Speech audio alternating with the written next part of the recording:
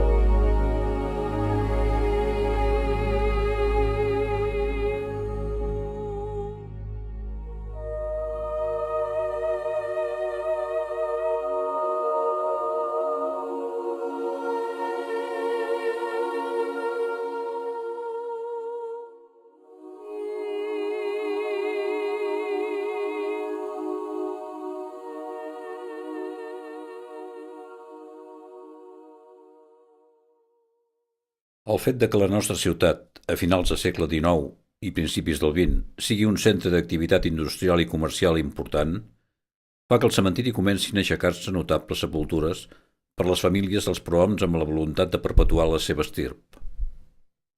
Així veiem gran nombre de sepultures projectades per arquitectes com Homs i Ponsa, Bernat Pejoan, Soler i Catarineu, Soler i Marc, i escultures de Joan i Carles Flotats, Josep Ferrer, Josep Llimona, Eusebi Arnau i Josep Pagès, entre d'altres. Tot això enmig d'una profusió de treballs en pedra i forja que donen fe d'unes generacions de mestres en aquests oficis.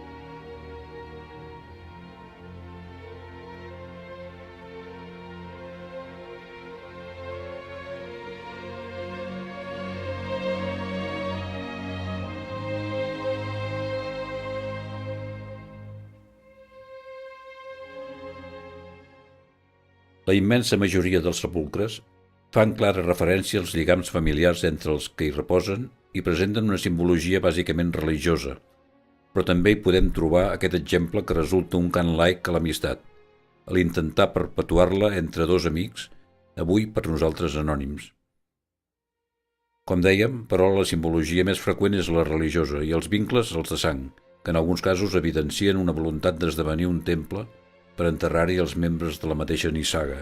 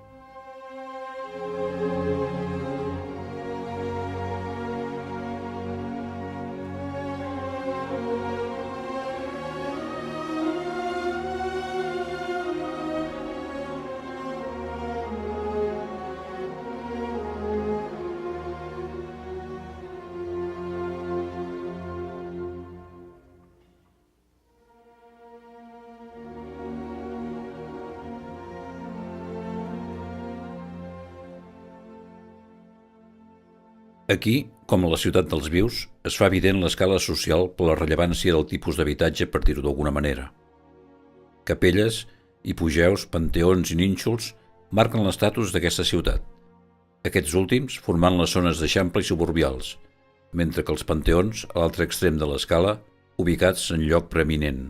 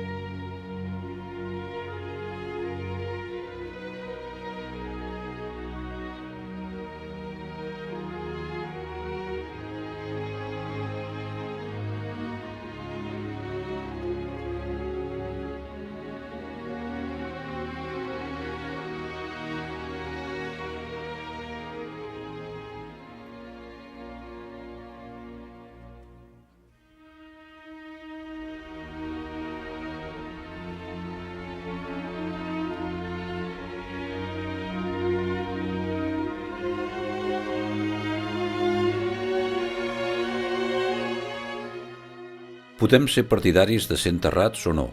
Podem tenir un tipus de fe o no tenir-ne cap. El cas és, però, que molts d'aquests cementiris construïts a partir de mitjans segle XIX han esdevingut veritables museus a l'aire lliure. El de Manresa n'és un exemple, i força esplèndid per la quantitat d'obra escultòrica existent. Pot ser un plaer fer-hi una passejada una tarda d'estiu.